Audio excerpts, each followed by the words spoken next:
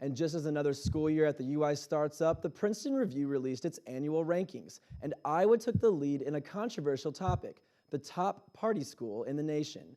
I took a look at how the Princeton Review decided Hawkeyes party hardest. According to a new survey by the Princeton Review, the University of Iowa is the #1 party school in America for 2013. So congratulations to, and shame on them. It was a 4-year climb to the top for the University of Iowa. 8th, 4th, 2nd, and now #1. The Princeton Review surveyed 126,000 students across the country. It bases its party school rankings off 3 categories: amount of drinking, Greek life, and time spent studying. Students surveyed said Iowa is a laid-back, very social school with minimal requirements. And don't forget those football tickets by June. UI spokesman Tom Moore told the press in a statement, quote, "In each of the last 4 years, alcohol harm to our students has decreased. It is, frankly, still too high. We are heartened, though, by the steady progress we have made and are committed to continuing this progress." The CDC defines binge drinking as consuming 5 or more of any of these standard drinks for men or 4 or more of any of these standard drinks for women in a 2-hour period. This may not seem like a lot to you if you're in college, but if you go to the University of Iowa and you're doing this, you've actually contributed to the #1 party school ranking Iowa received this year. Some students told us the party reputation at Iowa is no secret. Obviously, I was aware of the party school kind of reputation, and it definitely was a positive, but it wasn't the main reason I chose here. First was school, definitely the second was football and that kind of environment, but I mean, I'm not going to say the party school didn't hurt. But others had no idea. I know they had a really good med school, so I came here. I had no idea about any social scene at Iowa before I got here. Whether students are here for the books or the booze, being #1 is sure to have students in a celebratory mood. Reid Chandler, Daily Iowan TV. And this year, the UI will celebrate its 10th anniversary of the oat hole project. Oat holes are the outer shell of an oat grain, and they can't be used as food. So Quaker Oats in Cedar Rapids made a deal with the UI in 2003 to give them to the school to burn as energy in place of coal. Today, I took a look at how far the program has come in 10 years and what's next for the UI's green energy efforts. In Iowa, replace a coal mine with a field of oat grains. That's exactly what the UI has been trying to do for 10 years now. The state of Iowa does not have any coal mines, does not have any oil wells, has no natural gas wells. So the money we spend on energy leaves the state of Iowa. Furman Milster works on the UI's Oat Hole project, which focuses on replacing some of the coal the UI burns at its power plant with biomass or renewable substances like the outer shells of oat grains. The CO2 that's released from burning oat hulls was in the atmosphere a year ago. So we're just recycling that carbon dioxide from growing to burning and growing to burning. It's all a part of the UI's Vision 2020 initiative, a program Sally Mason launched in 2010 with a goal to become 40% dependent on renewable energies by 2020. As of 2013, the UI sits at 9.2%. So 10 years later, what's the next step to get that percentage closer to the goal?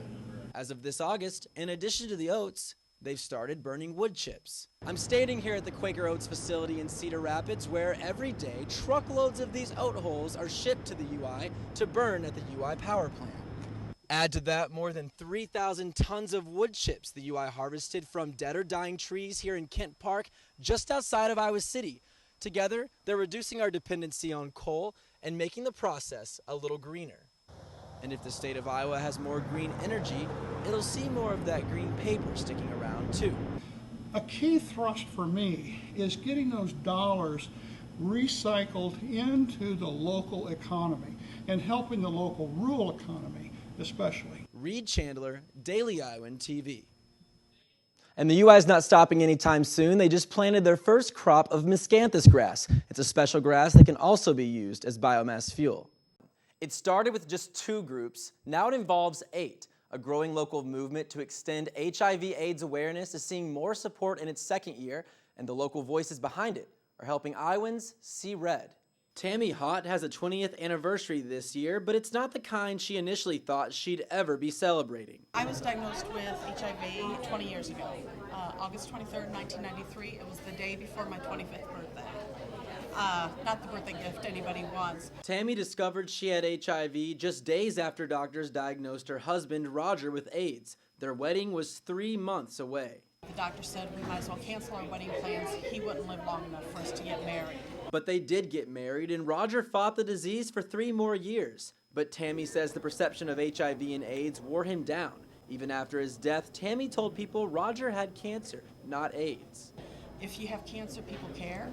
If you have AIDS, people judge. Now Tammy wants to change the way the world views HIV and AIDS, and this week she's doing just that by sharing her story at the University of Iowa. It's called IC Red Week, and it's the 2nd annual HIV/AIDS Awareness Week sponsored by several student organizations pushing for human rights and health issues. HIV and AIDS is an issue that kind of flies under the radar, and people maybe don't want to talk about it. What started in 2012 as a collaboration between 2 student organizations now has expanded to 8, with the common goal of making students and community members in Iowa City realize the issue is more local than you'd think. A lot of people think that HIV/AIDS isn't a big deal anymore in the United States, but in reality, people are still becoming newly infected every year in the U.S. Just in Iowa, over 2,300 people are living with HIV or AIDS, and the UI HIV/AIDS clinic currently treats 650 patients. 60% of those are local from Johnson and Lynn counties. What organizations like One and Global Health Club want us to realize is if each person chooses to show others red, the big picture becomes that much more visible. Today, Tammy has above average health for someone managing their HIV, all because she was diagnosed and treated early. For her, if students are getting the importance of awareness and getting tested, her job is accomplished. I'm really worried that we are going to put another generation at risk because they don't have the education that everybody is assuming that they have. I want to reduce the stigma. Reid Chandler, Daily Iowan TV. And if you'd like details on the rest of IC Red Week's events through the weekend, grab a copy of Thursday's edition of the Daily Iowan, where we have them all listed. You can also see there where you can get tested for HIV in Iowa City.